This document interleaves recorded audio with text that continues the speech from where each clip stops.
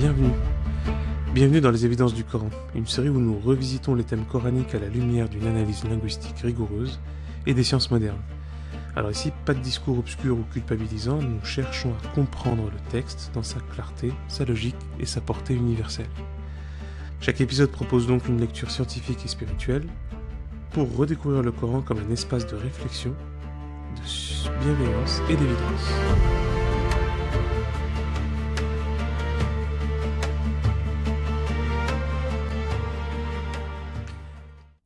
Alors cette fois-ci, c'est un épisode particulier que on peut considérer comme étant un épisode hors série, ou hors série par rapport à la série qu'on a démarré sur la sourate Youssouf, la sourate 12. Là, c'est plus spécifique par rapport au moment qui est celui-là, ce moment où j'enregistre, c'est-à-dire la nuit,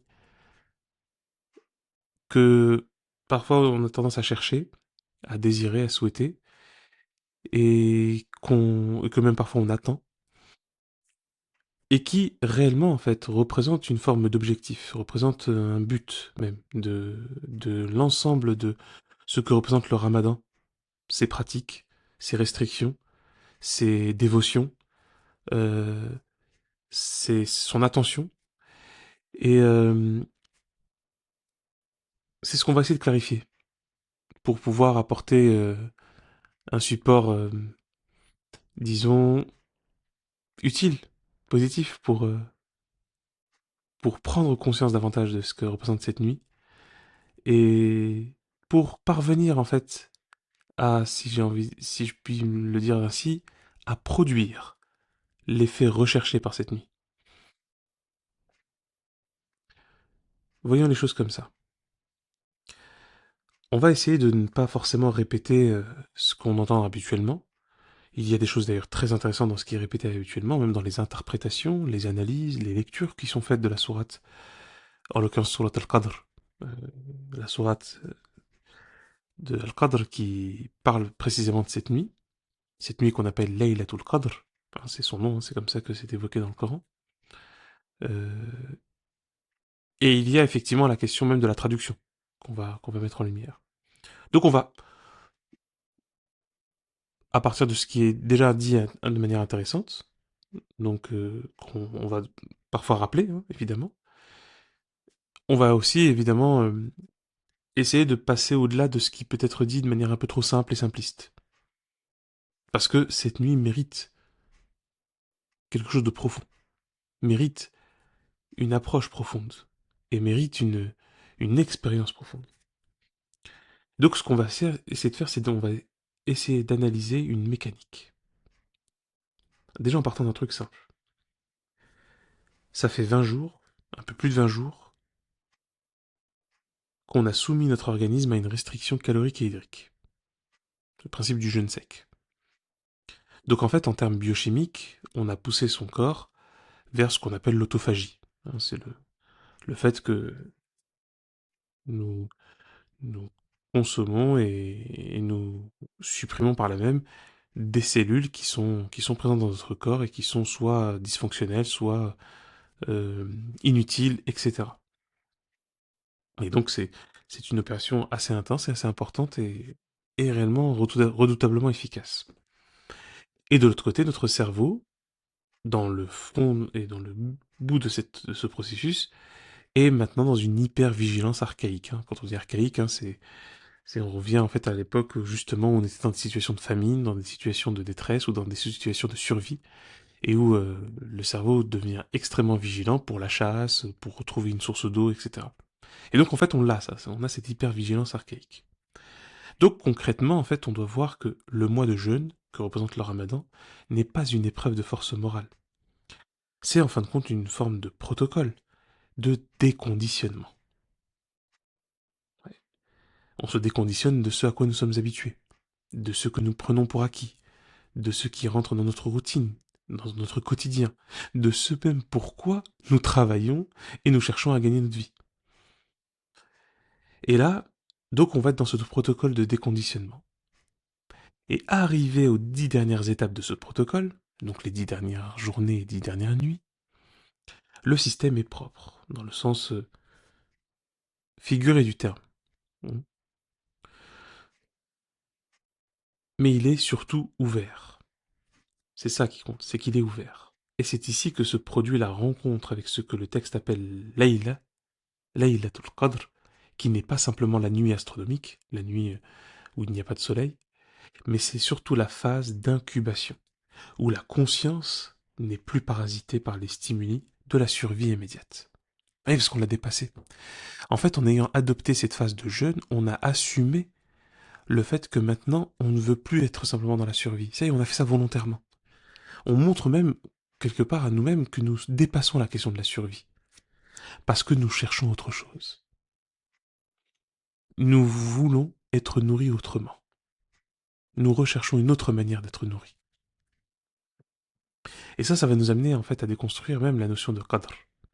Et ça c'est important, surtout d'un point de vue rigoureux. Parce que on a pris évidemment l'habitude de traduire qadr par destin. C'est pour ça qu'effectivement tout le monde appelle dans les traductions, et c'est comme ça qu'on le retrouve même dans les manuscrits traduits du Coran, qu'on appelle la nuit du destin. Et là, il faut comprendre une chose, c'est que dans le système linguistique afro-asiatique, qui est donc les bases et les fondations de la langue arabe, la racine qadara, QDR, qadara, renvoie précisément à la mesure, à la proportion, à la capacité, ainsi qu'à la puissance intrinsèque d'une chose. C'est ça, qadara, techniquement, c'est ça que ça veut dire. Et dans le Coran, tous les emplois du mot qadara, qadir, yaqdirun, qaddara, hein, c'est renvoie forcément à un de ces sens-là. La mesure, la proportion, la capacité ou la puissance intrinsèque. Donc, Laylat al-Qadr, c'est globalement, on peut faire une synthèse, on va essayer de faire une synthèse en fait qui permet de comprendre le terme, c'est une phase de calibration. C'est une phase de mesure. Ouais. Et c'est très fort que c'est lié aussi à la capacité intrinsèque, parce qu'en quelque sorte, c'est même pas qu'en quelque sorte, ça nous permet de voir que c'est à partir de nous-mêmes une capacité que nous avons développée, ne serait-ce que par le seul fait que nous ayons été capables de nous retenir, de nous arrêter de faire quelque chose de naturel, de nous arrêter de faire quelque chose de vital, d'essentiel, de fondamental. Eh bien, c'est pour ça que le Coran parle de Ulin Nuha, pour parler des personnes intelligentes, les personnes capables de se retenir, de de s'astreindre, de s'abstenir. C'est une force, une sorte de force de rétention. Eh bien, le, la notion même de Laylatul Qadr renverrait en fait à la nuit, à la phase d'incubation, à la phase de la calibration, de la mesure. C'est-à-dire que c'est le moment où ton être, après avoir été vidé de ses automatismes, est passé au crible d'une norme, d'une idée, d'un principe supérieur.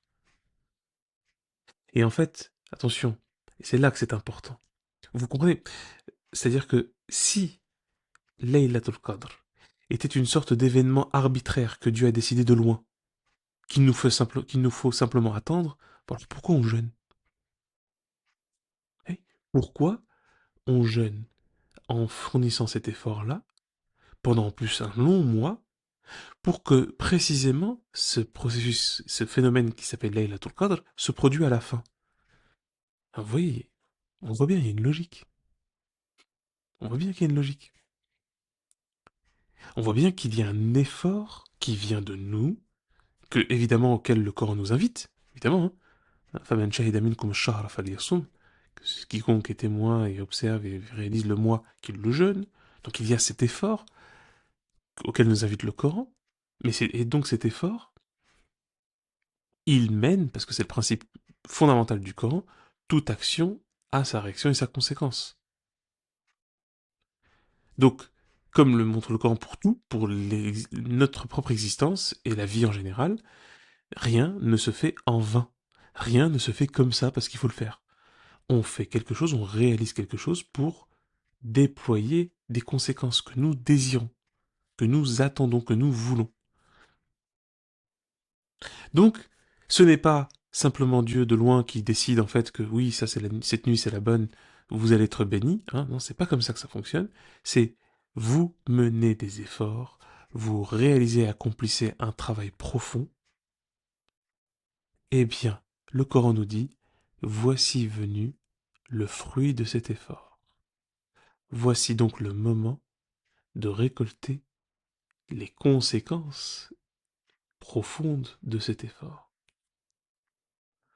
C'est-à-dire que c'est la structure même du réel, du haqq, comme on dit dans le Coran, le réel avec un grand R, qui représente même Dieu, ou al-haqq, qui vient mesurer ta capacité à porter le sens. C'est en fait une sorte d'évaluation profonde, évaluation encore une fois comme dans le sens de Qadara. C'est une évaluation systémique de ta configuration mentale, psychique, morale même. Est-ce que tu es prêt à recevoir une information de haute intensité? Eh bien oui, encore une fois, parce que le Coran le dit. Après avoir dit qu'il faut jeûner le mois du Ramadan, le Coran nous dit Shahru Ramadan alladhi unzila fihi al-Qur'an. Le mois du Ramadan durant lequel a été révélé et descendu, s'est déployé le Qur'an. Et donc, de cette intensité, c'est quoi? C'est qu'on parle de descente de l'information. Le texte parle de Tenzil. Inna anzalnahu fi laylatil qadr. Nous l'avons descendu, nous l'avons déployé, nous l'avons révélé, nous l'avons dévoilé durant Laylatul Qadr, la nuit de la mesure, de l'évaluation, de toutes les potentialités, de la concentration du potentiel, du calibrage. Donc si on écarte l'idée d'un parchemin qui tombe du ciel, qu'est-ce qui reste? Il reste le concept d'un transfert d'informations, d'un niveau d'organisation complexe et puissant, Dieu et ses lois, la matrice des lois, vers un niveau local, ta conscience. Durant ces 10 nuits, les 10 de la fin, le bruit de nos passions, de nos tourmentes aussi, est à son niveau le plus bas. Et on le sent. Quand on jeûne correctement, quand on réalise et on accompagne ce mois correctement, on sent qu'à la fin, on se sent bien. Il y a un peu ce truc, pour le dire très sincèrement, on l'a vécu. Le début du mois est difficile, la rupture avec les habitudes. Surtout si, surtout si on n'a pas jeûné un peu avant, Donc la rupture avec les habitudes, ça rend les choses compliquées et donc on a parfois, pas forcément tout le temps évidemment, mais on a parfois tendance à vivre un peu difficilement les 10 premiers jours du mois. Ensuite, ça commence un peu à se stabiliser dans les 10 milieux, voilà. Et avec ça reste quand même de l'effort, on perçoit même une forme de fatigue, mais surtout, vers la fin, et ça beaucoup l'ont expérimenté, on se sent tellement bien qu'on a envie de continuer. Mais sauf on voit assez rapidement que ça y est, c'est la fin. C'est déjà la fin. Voilà. Ça, c'est très intéressant. Donc, le bruit de nos pulsions, de nos passions, de nos tourmentes est au plus bas. On est vraiment bien à ce moment-là. On se sent vraiment bien. Donc là, tu deviens un récepteur à haute fréquence, si on peut dire. Le tenzil, cette fameuse descente, littéralement, c'est l'irruption d'une cohérence nouvelle. C'est le moment, si tu veux, où les pièces du puzzle de ton existence, jusqu'ici éparpillées par le chaos du quotidien, s'ordonnent selon une géométrie sacrée. C'est une réorganisation profonde, fondamentale de ton intelligence. On pourrait même la qualifier d'une réorganisation négantropique. C'est quoi négantropique? C'est ce qui va dans le sens contraire de l'entropie, donc du désordre, de l'aléa et de la destruction. C'est quelque chose qui s'organise pour apporter davantage de vie. C'est ça. Et on arrive alors au paroxysme, à cette forme de paradoxe des 1000 mois, cette compression temporelle. Khayrun min elfi shahr, meilleur que 1000 mois. Analysons les choses de près. 1000 mois, c'est environ 83 années. Soit la durée moyenne d'une vie humaine complète, dans ce cas-là de plus linéaire ou de plus biologique. Eh bien le texte affirme quoi? Il affirme qu'une seule phase de calibration, de mesure, d'évaluation, peut excéder en valeur toute une existence de répétition, de routine, de linéarité. C'est ce que la physique moderne pourrait appeler une sorte de singularité temporelle. En fait, en une nuit, si la résonance est atteinte, si l'évaluation est pleinement réalisée et achevée, tu peux acquérir une lucidité, une bascule intérieure, qui t'aurait pris en fait des décennies à obtenir par le simple tâtonnement de l'expérience sensible. En fait, c'est un gain d'évolution fulgurant, puissant, bouleversant. En fait, tu ne gagnes pas du temps. Tu sors du temps pour mieux l'observer et mieux l'appréhender et mieux le réaliser. Et là, le corps nous dit quoi? Il évoque une autre descente, la descente des malaïkas. Donc malaïka qu'on traduit habituellement par ange. On pourrait découvrir que c'est peut-être un peu problématique de traduire rapidement par ange, parce que, comme on le voit dans le Coran, dans différentes sourates, en particulier la sourate Fatir, du Créateur, on constate davantage que ce sont des forces agissantes, des vecteurs des lois. D'où le fait qu'ils sont très importants depuis que nous sommes créés. Et donc nous avons cette descente des malaïkas, ainsi que du ruh, on traduit par le souffle, ou l'esprit. Et en fait, ruh, ça signifie aussi l'ordre d'information, l'ordre avec un grand O et information. C'est pour ça que c'est ce qui soutient Jésus dans sa mission, parce que c'est un ordre informationnel qui lui permet d'édicter, d'énoncer la révélation clairement. Ouais. C'est pour ça, il t'interroge à propos du ruh, dis-leur, il fait partie des ordres de Dieu, de l'ordre divin, avec un grand O, de l'ordre d'information divine.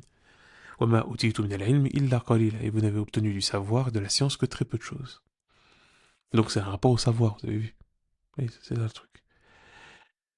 Les anciens, et en particulier Averroès, Ibn Rushd, disaient que le ruh, c'est c'est le principe de l'intellect agent. C'est le principe en fait de ce qui nous permet d'être en relation avec Dieu. C'est le langage d'information qui nous permet de comprendre Dieu, en fait. C'est comme une forme de traducteur puissant. Et on le voit anthropologiquement dans le sens et arabe et même des langues plus anciennes que l'arabe, malaïka, ça désigne en fait les fonctions opératives de l'univers. Ouais. Donc en fait c'est pour dire quoi? C'est pour dire que durant cette calibration, durant cette nuit, toutes les lois de la nature et de l'esprit convergent pour soutenir ta transformation. Et de l'autre côté, donc le ruh, qui est ce principe d'intelligence et d'intellect, ça va être l'étincelle de conscience pure qui n'appartient pas à ton ego, qui n'appartient pas qu'à toi. Quand le ruh descend dans ta calibration, dans ton calcul, dans ton évaluation, dans ta méditation, dans ta contemplation, tu n'es plus en train de penser. Tu es pensé par la vérité. La vérité te traverse en fait. Mais elle te traverse parce que tu es réceptif. Elle te traverse parce que tu fais un effort. Elle te traverse parce que tu tends vers ça. Tu tends l'oreille. Tu ouvres ton cœur. Tu, tu déploies ton esprit. C'est la fin de la spéculation, des suppositions. C'est l'avènement d'une pleine expérience corporelle et spirituelle. Et pour preuve, que nous dit le Coran, Salamun hiya hatta matla'il fajr. Elle est paix, elle est tranquillité, apaisement jusqu'à l'éclat de l'aube. Et là, le salam n'est un salamun hiya. Le salam n'est pas un sentiment mielleux ou juste une salutation. Non, c'est une forme d'homéostasie. Vous savez, l'homéostasie, cet équilibre général qu'a notre corps quand il est en bonne santé. Et ben là, c'est une homéostasie totale. De la conscience, de l'intelligence, des sens, du corps, de l'esprit, de notre rapport à notre vie, de notre histoire. C'est l'état d'un système où toutes les tensions sont résolues. Et cette paix-là, cette paix, c'est la signature de la réussite du processus. Et c'est ce que nous dit le Coran. Et vous voyez, du processus dans lequel on s'est inscrit. Donc en fait, si, au sortir de ces nuits, tu sens un alignement parfait entre ton éthique, ton corps et ta vision du monde, alors la calibration a eu lieu. C'est comme passer à l'âge adulte en étant adulte. C'est une renaissance. Et là, l'aube, el fajr, l'aube n'est pas seulement un repère chronologique, c'est le symbole du basculement vers une nouvelle ère. une nouvelle ère de ta vie personnelle. D'où le changement de Khayrun min alfi shahr. Mieux que 1000 mois. La nuit de l'incubation s'achève, le jour de la manifestation commence. Donc en fait, si tu abordes ces nuits comme simplement un exercice de prière et d'invocation, tu risques de passer à côté de la technologie spirituelle qu'elle recèle, de ce bouleversement profond qu'elle provoque. Le ramadan est une forge. Et les 10 dernières nuits, c'est le moment où tu trempes l'acier. La bascule, c'est pas une émotion passagère où tu vas avoir des larmes, où tu vas sentir que ta doua, elle était pas très spéciale à ce moment-là. Non. Hein, doua, c'est appel. Non, c'est une mutation de ton architecture d'esprit, de ton cerveau, ta conscience, de ta spiritualité. Tu entres en fait dans ces nuits-là comme un individu fragmenté, agité par les vents de la modernité, de la consommation, de, de la corruption même, parce qu'il y a plein de choses qui vont pas, on le sait ça. Eh oui, on fait pas comme si on était en plein ramadan et on fait cette nuit-là, on fait ces veillées-là et on a l'impression qu'il se passe rien dans le monde. Ah bah non. Mais tu dois en sortir comme un point fixe, un être calibré sur le plan divin, sur le projet divin, capable de rayonner la justice et la vérité dans un monde en décomposition. Et c'est là, nulle part ailleurs, que réside la splendeur du texte. Transformer l'animal biologique que nous sommes, à la base, en un témoin lucide de la réalité ultime qu'est Dieu et sa révélation. Et c'est ça. Et au lieu de simplement chercher à se dire oui, je vais me pardonner mes péchés, ce que d'ailleurs le Coran ne va pas dans ce sens-là, hein. Le Coran dit quoi? Il dit la lakum tattaqun. Ainsi atteindrez-vous la sûreté, atteindrez-vous la tranquillité, atteindrez-vous la vigilance, atteindrez-vous la sauvegarde, la préservation de vous-même. Et le Coran ensuite dans la sourate Al-Qadr nous dit Khayrun min elfi shahr, elle est meilleure que 83 années, que 1000 mois, parce qu'elle nous transforme et elle nous permet d'être investis par la révélation. Et être investi par la révélation, c'est non seulement se transformer, mais c'est inévitablement produire de la transformation autour de nous. Et alors l'appel que nous faisons est celui-ci, c'est qu'on demande à ce que Dieu nous donne les moyens d'avoir cette lucidité, d'assumer cette lucidité, de faire le bon choix. Parce que lorsque tu vas voir le message, quand tu vas comprendre l'information, il te reste encore un choix à faire. Est-ce que tu veux adopter cette information? Est-ce que tu veux réaliser cette information? Est-ce que tu veux incarner cette révélation? Oui, tu as encore le choix. Même si tu commences à savoir, tu as encore le choix. Est-ce que tu veux vivre ce savoir? Ou est-ce que tu veux juste te dire c'est bon, je le sais, mais ça va être dur à assumer? Et c'est ça, et c'est à ça que nous prépare le ramadan de manière générale. Et c'est ça qu'on finit par traduire dans l'issue, le bout de cette nuit. Donc oui, cette nuit se produit à la fin du ramadan, pas spécifiquement le 27, pas spécifiquement le 23, pas spécifiquement le 29. Elle se produit à la fin, et c'est logique, parce que c'est la fin d'un processus, c'est l'aboutissement d'une chose pour en produire une nouvelle.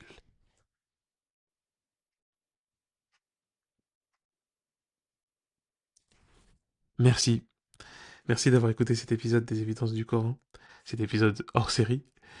Alors, il y a des prolongements et des développements encore plus précis sur même quels sont les appels qu'on fait durant cette nuit, c'est quoi la doua, et quelle est la spécificité de cette nuit, même d'un point de vue concret et précis, que vous retrouverez en fait dans le lien en description sur le site Patreon, qui est dédié en fait à tous les contenus complémentaires, les versions longues, les approfondissements, ainsi que d'autres supports et des événements qui vont bientôt être posés dans le programme, avec des séminaires, des masterclass, des webinaires, mais aussi des rencontres et même des visites euh, qui sont là pour jalonner en fait tout le travail qui est fait. Et puis le patron est dans cette structure qui permet d'offrir ce soutien euh, à ce travail-là, à sa diffusion et à son autonomie et à sa pérennité.